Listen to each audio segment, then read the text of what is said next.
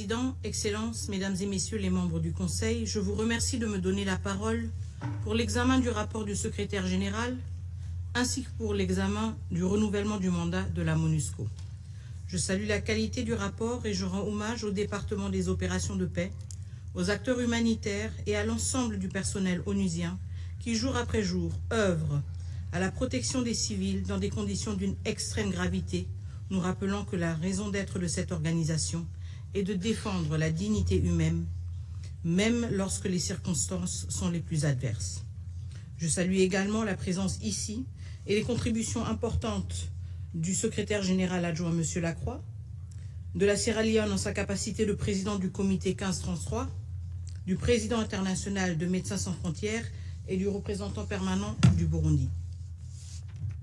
Monsieur le Président, le 4 décembre dernier, à Washington, les présidents Félix-Antoine Tshisekedi Tshilombo et Paul Kagame ont signé un accord de paix facilité par les États-Unis d'Amérique sous le leadership du président Donald Trump. Cet accord, soutenu par les garants régionaux et internationaux, portait et porte l'espoir d'un tournant historique. Pourtant, moins de 24 heures après cette signature, les faits en contredisent les engagements pris. Bombardements, drones explosifs, avancées coordonnées autour d'Ouvira et dans la plaine de la Ruzizi. Il n'est pas acceptable qu'un accord solennel soit ainsi recusé dès le lendemain par ceux qui s'y étaient engagés.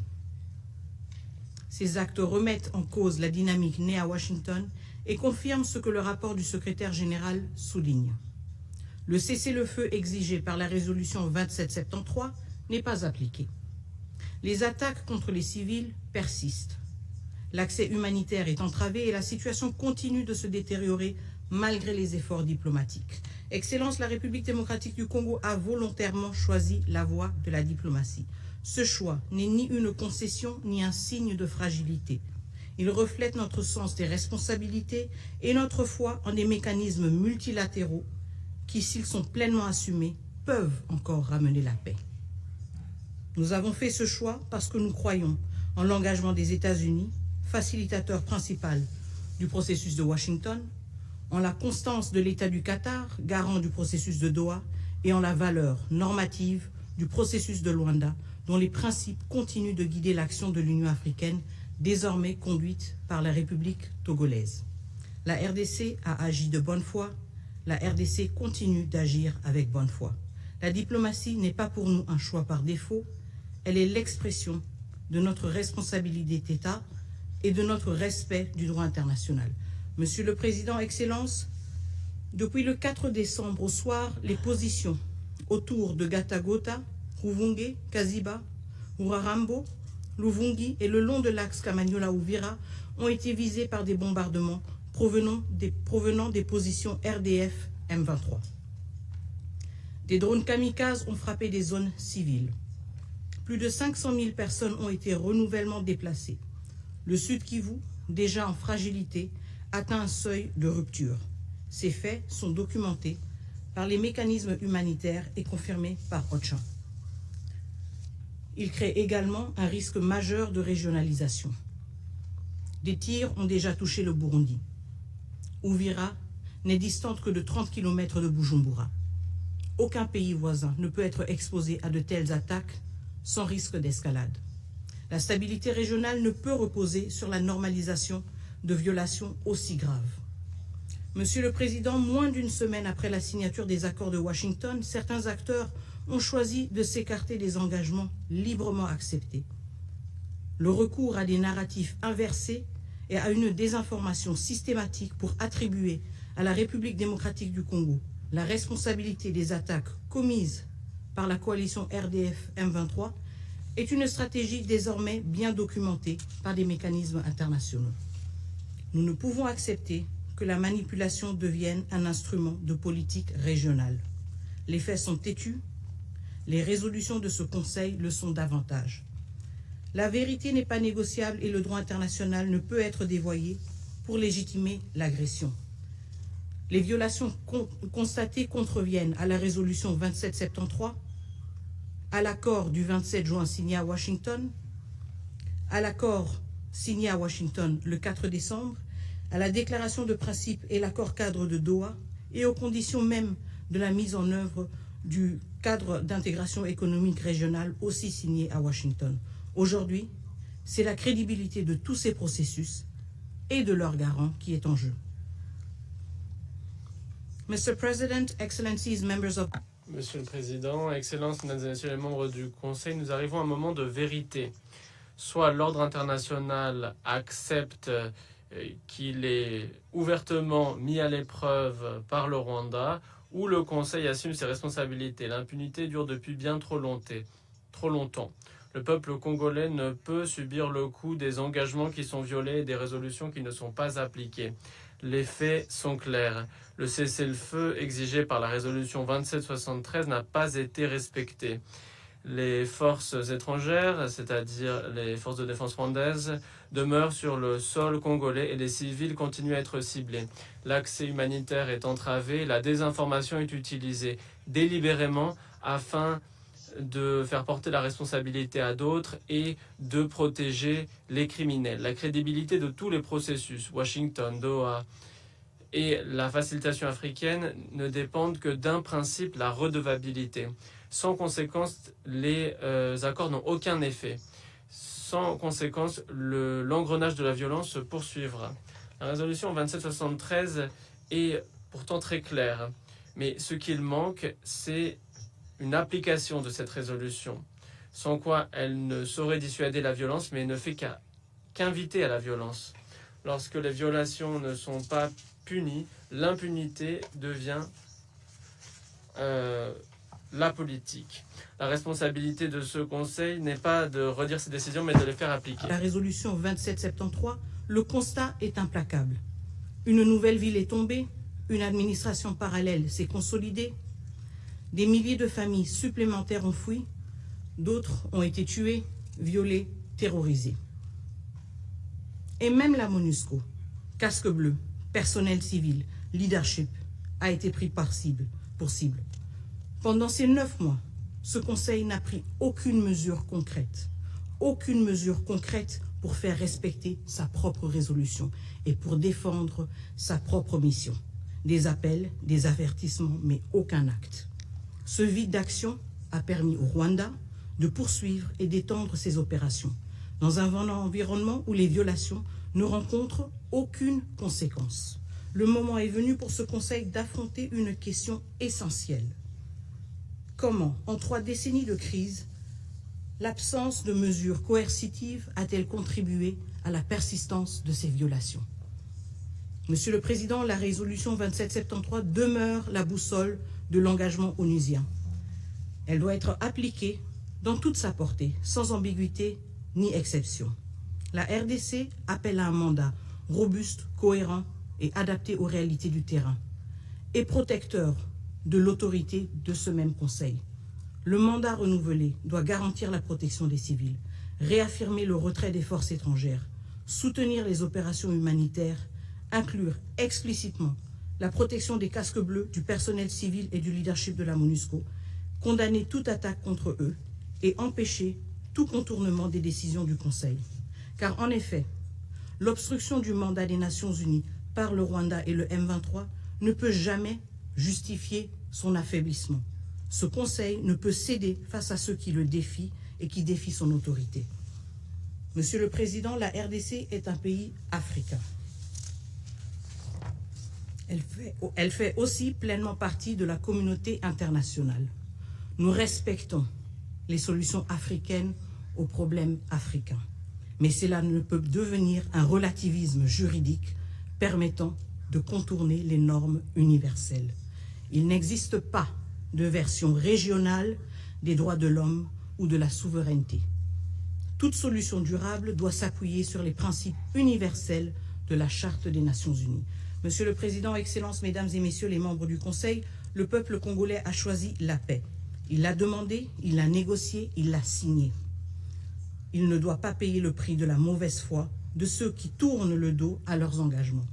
La paix ne peut reposer sur des promesses non tenues.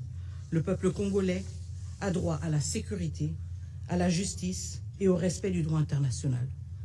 Ce Conseil doit agir pour que ces droits ne restent pas théoriques, mais deviennent enfin une réalité. C'est pourquoi la République démocratique du Congo appelle ce Conseil à mettre en œuvre intégralement la résolution 2773. Imposer des sanctions ciblées contre les responsables militaires et politiques de l'agression, instaurer un embargo total sur les minerais exportés comme rwandais, révoquer le statut de contributeur de troupes du Rwanda aux opérations de maintien de la paix des Nations Unies et établir un régime de notification systématique pour tout transfert d'armes vers le Rwanda. Les garants de Washington, de Doha et de la facilitation africaine doivent également assumer leurs responsabilités. Ces accords ne survivront qu'à la condition d'une fermeté collective et cohérente. Il appartient désormais à la communauté internationale de faire respecter les engagements pris et de permettre enfin l'avènement d'une paix durable dans l'est de la République démocratique du Congo et dans toute la région des Grands Lacs. Je vous remercie.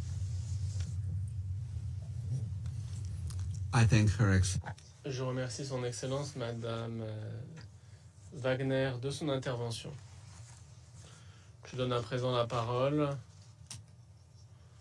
au représentant du Rwanda.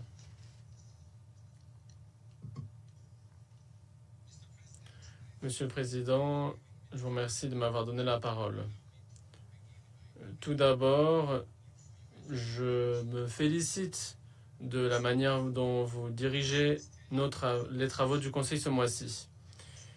Je salue les membres du Conseil qui arrivent à la fin de leur mandat. Votre service, votre contribution aux travaux du Conseil est inestimable. Je remercie le secrétaire général adjoint, M. Lacroix, le docteur Mohamed Abdelmoneim, des informations présentées. Je prends note du rapport du secrétaire général. Je prends acte des déclarations que nous avons entendues. Nous allons examiner prochainement le mandat de la MONUSCO. Nous comptons sur un mandat qui fait fond sur les accords de Washington et l'accord cadre de Doha et qui les renforce. Le secrétaire général, dans son rapport, les ayant identifiés comme les voies centrales pour une paix durable. Le mandat doit donc donner la priorité à l'impartialité stricte et à la neutralité politique, à l'appui à la mise en œuvre du cessez-le-feu et au dialogue politique, à un respect d'une politique de vigilance vis-à-vis des droits humains, à des mécanismes de suspension et de rapport, le cas échéant, et doit appeler à une retenue pour les offensives concernant les partis qui participent formellement au processus politique. Ils doivent mettre l'accent sur la stabilité, la redevabilité et les solutions politiques en tenant compte des ressources. Ces priorités correspondent aux réalités présentées dans le rapport. L'efficacité de la MONUSCO dépendra de sa capacité à s'aligner vis-à-vis des efforts politiques. Les accords de Washington et de Doha se complètent, ils se renforcent. Si la mission les appuie de manière cohérente et impartiale, elle pourra dégager un espace pour la mise en œuvre. Le Rwanda réitère son plein attachement à la mise en œuvre de l'accord pour les obligations qu'il concerne. La réussite de l'accord dépendra de la volonté politique des deux parties.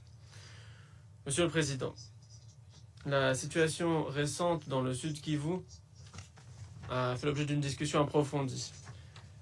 J'aimerais y revenir un instant. J'aimerais revenir sur certaines questions qui pourraient susciter des questions. On va me demander pourquoi je vais en parler, mais je vais y revenir. En 1994, dans cette salle, l'ambassadeur Kovac de la République tchèque, l'ambassadeur Keating de Nouvelle-Zélande, l'ambassadeur Gambari du Nigeria ont affirmé que les Rwandais étaient en train d'exterminer. Un groupe ethnique allait être exterminé. Ils n'avaient jamais été au Rwanda, mais ils ont exécuté leurs responsabilités, se sont opposés au silence et au déni que l'on avait observé dans cette salle pour qualifier le génocide pour ce qu'il était au Rwanda. Je suis donc ici, j'ai survécu parce que il y avait ces diplomates courageux qui se sont acquittés de leurs responsabilités. La situation dans le sud Kivu et la situation générale en lien avec les accords de Washington, c'est qu'on a affaire à des situations tout à fait diverses. On a le cessez-le-feu qui a été enfreint à maintes reprises par le gouvernement de la RDC, qui, en plus, a annoncé qu'il ne cessera pas ses attaques. Les attaques aériennes sont également des attaques, des offensives. Et alors qu'avancent les efforts diplomatiques, la situation sur le terrain dans le sud Kivu continue à se détériorer d'une manière que le Conseil ne peut moralement ou légalement ignorer. Depuis 2017, les Banyamulenge, une communauté qui parle Kinyarwanda Tutsi en RDC, a connu des persécutions systématiques et des escalades. Et je souhaitais revenir sur ça, ce qui nous a amené à cette situation. J'aimerais revenir sur certains incidents qui s'inscrivent dans cette campagne durable et systématique de persécution des Banyamulenge qui parlent Kanyarwanda et qui sont Tutsi, groupe ethnique. Depuis 2017, plus de 85% des villages de cette ethnie ont été détruits dans le sud Kivu. 700 000 têtes de bétail, or c'est l'épine dorsale économique pour ces communautés, ont été tués. Le 25 août 2025, les milices Wazalendo et les FARDC ont émis un ultimatum de 10 jours en exigeant que les Banyamulenge quittent Uvira, sinon ils seraient tués, en leur interdisant d'accéder au marché, aux points d'eau et à d'autres moyens de survie essentiels. Le 4 septembre 2025, une décision a été prise pour refuser aux civils Banyamulenge l'accès aux points d'eau publics parce qu'ils étaient qualifiés d'ennemis. Du 5 au 8 septembre 2025, les civils Banyamulenge ont été enlevés et abattus, alors que des foules criaient, appelaient à la fin des Banyamulenge. C'est un indicateur précoce de crimes d'atrocité, discrimination, déshumanisation, déplacement forcé et refus d'accès aux services essentiels. Des dizaines de milliers de soldats burundais ont été déployés dans le sud Kivu sur invitation du gouvernement de la RDC. Et cela s'ajoute à la présence des FDLR, des mercenaires, des Wazalendo et d'autres milices. Ces troupes ont organisé des barrages militaires coordonnés qui ont aggravé la situation déjà décrite. Ces opérations, avec les FARDC, les FDLR, les milices affiliées, ont conduit à imposer un siège aux populations Banyamulenge. Il y a d'autres groupes ethniques. Il y a les Mbamembe, Bafulero, un autre groupe ethnique dont j'oublie le nom à l'instant, qui sont concernés. Et qui sont présents plutôt. Mais cela n'a été imposé qu'aux Banyamulenge.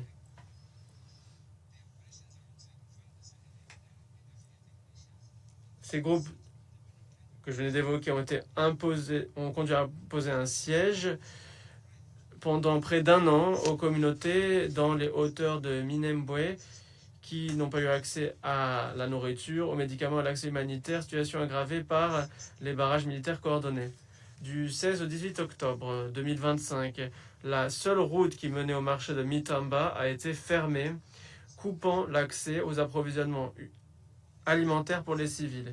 Le 6 décembre 2025, un groupe de 80 à 100 civils Banyamulenge, essentiellement des femmes, qui amenaient de la nourriture à leurs familles qui mouraient de faim, ont été victimes d'une embuscade par une coalition FARDC, burundaise et Mai Mai. Il y a eu des informations indiquant qu'il y a eu des meurtres, des tortures, des violences sexuelles. Ce qui est aussi su, mais que l'on ignore, c'est l'ampleur des frappes aériennes commises par les forces gouvernementales de la RDC et leurs alliés qui continuent à affecter les civils déjà assiégés, à savoir notamment Le 29 août 2025 et à d'autres dates, il y a eu des frappes de drones répétées touchant les franges des camps de déplacés Banyamulenge près de Mikenke. Le 27 septembre 2025, un drone CH-4 a bombardé Nzibira dans le sud Kivu. Le 15 novembre 2025, des drones opérés par Kinshasa ont bombardé Mikenke, un village accueillant des Banyamulenge déplacés. Entre mars et décembre, il y a eu 50 frappes aériennes dans cette zone. Et personne n'en parle.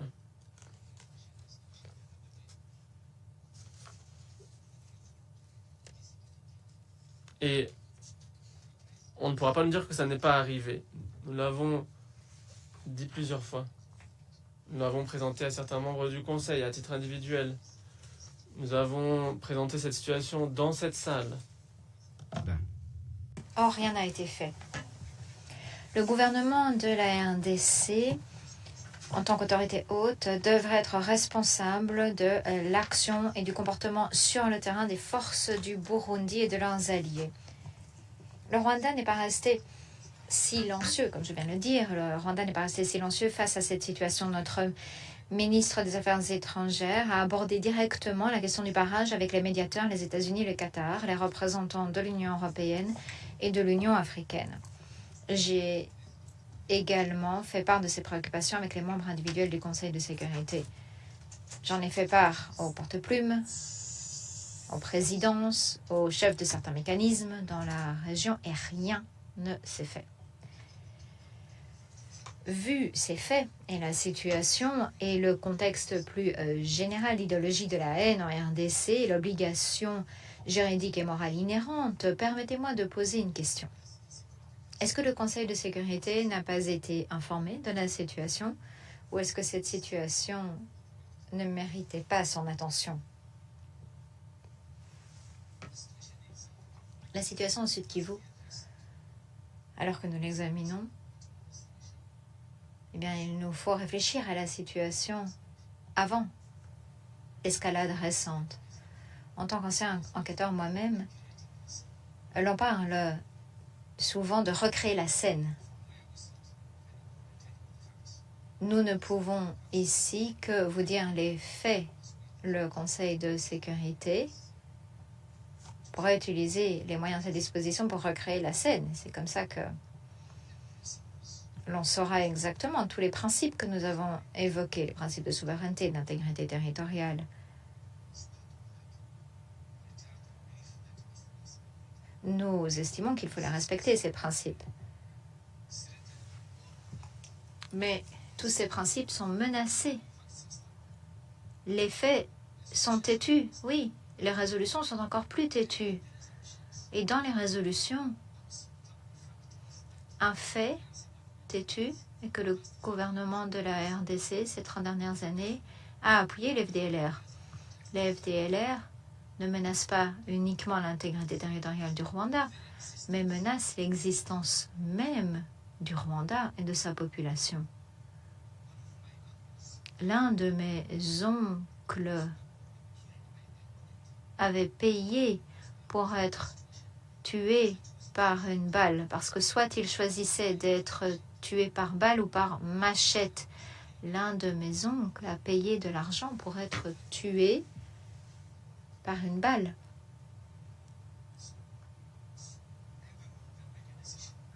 Tout un chacun peut choisir de ne pas se soucier de la situation actuelle, de la menace à laquelle fait face le Rwanda, ou des personnes au nom desquelles je m'exprime, dont personne ne se soucie et personne ne se soucie de leur situation, ou alors on leur demande d'être participants à leur propre extermination. Est-ce qu'on peut vraiment aller aussi loin?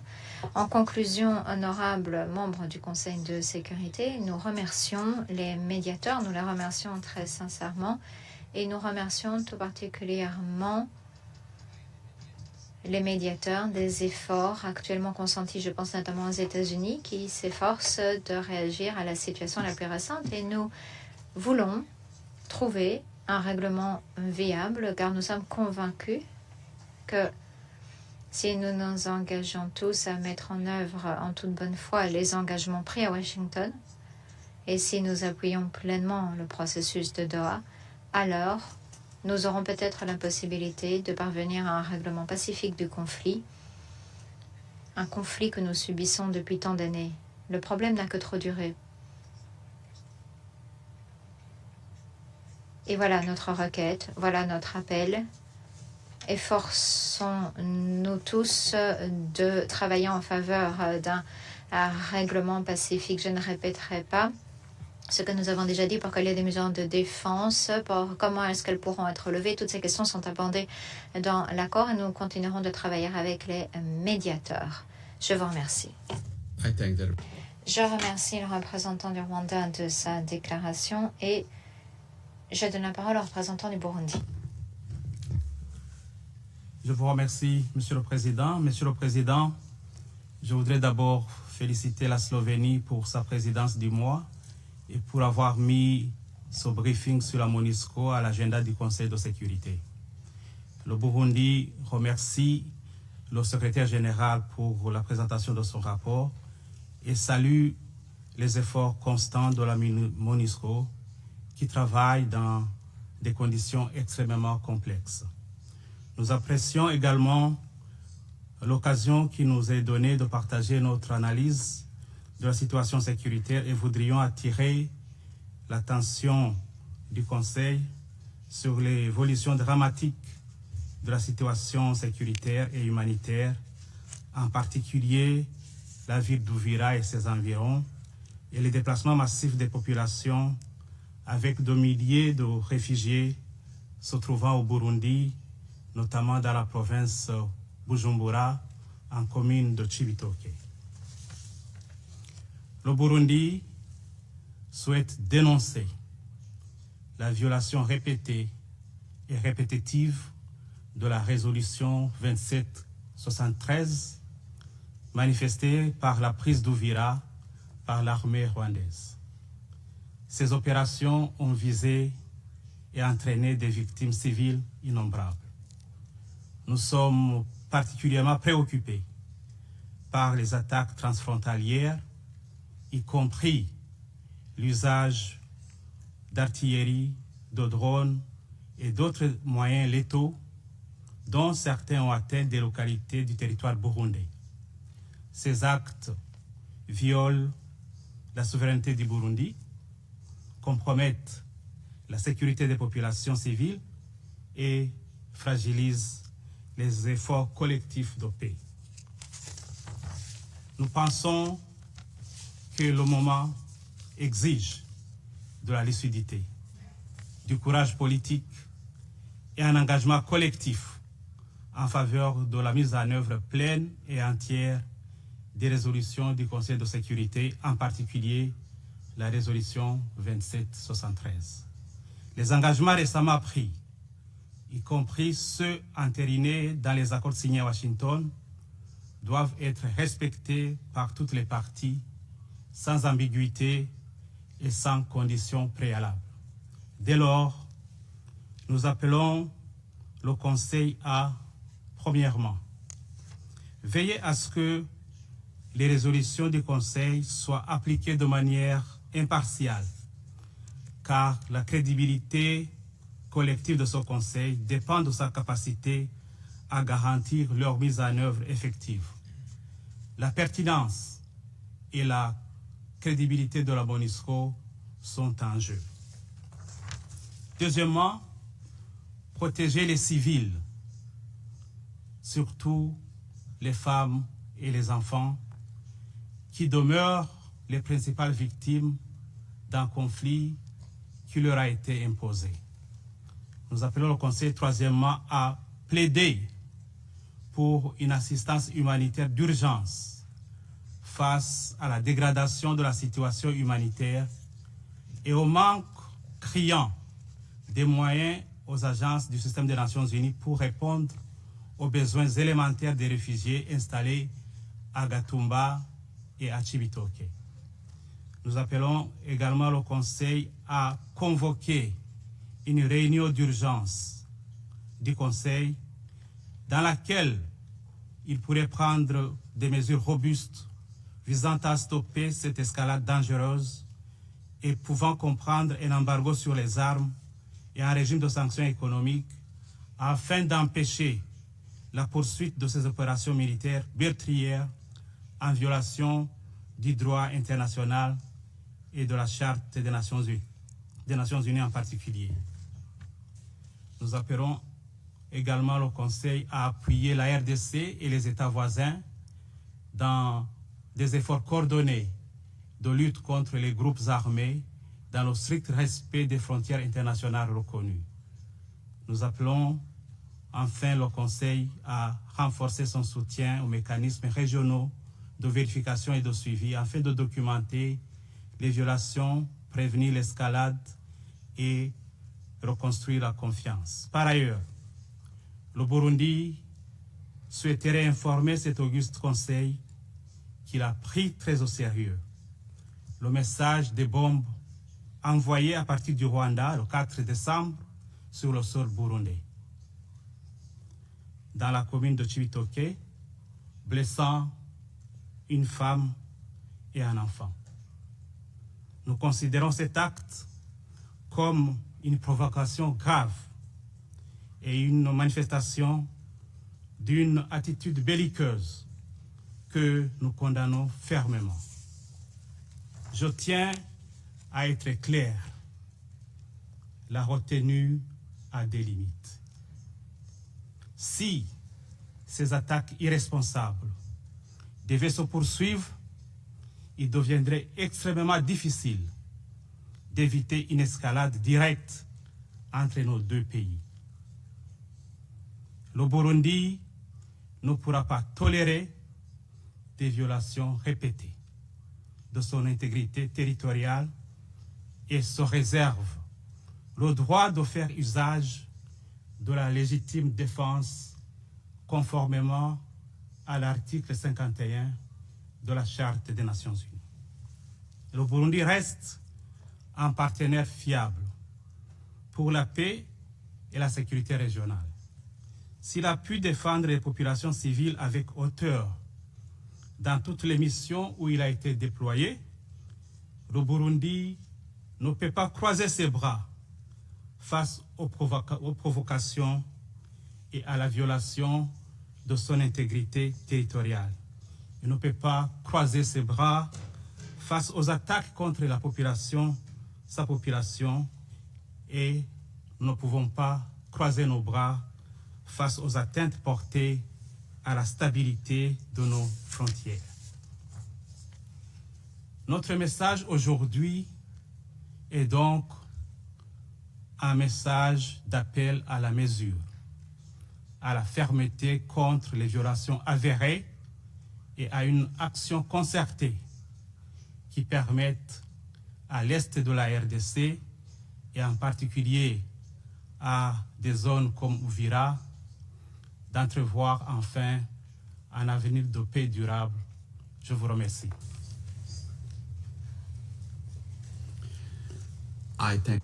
Je remercie le représentant du Burundi de sa déclaration. Le Rwanda a demandé la parole pour faire une nouvelle déclaration avant de lui donner la parole. Je tiens juste à dire que je ne veux pas prolonger cet échange de vues qui ne contribuera pas à la mise en œuvre de l'accord ou à la résolution 2773 et ça ne protégera pas non plus les civils qui souffrent. Les membres du Conseil ont entendu très clairement vos messages. Je vous demanderai par conséquent de ne prendre qu'une fois la parole. La parole est à vous. Merci, Monsieur le Président. Loin de moi l'intention de prolonger nos délibérations. Je tiens à préciser que nous ne livrons pas la guerre à la République du Burundi et nous n'avons nullement l'intention de le faire. Au contraire, il y a eu une attaque du territoire du Burundi contre la zone de Bugarama au Rwanda et dans certaines régions de la RDC avec des réfugiés qui sont arrivés au Rwanda. Je pense d'ailleurs que le HCR est déjà saisi de la situation. Je tenais juste à apporter cette précision.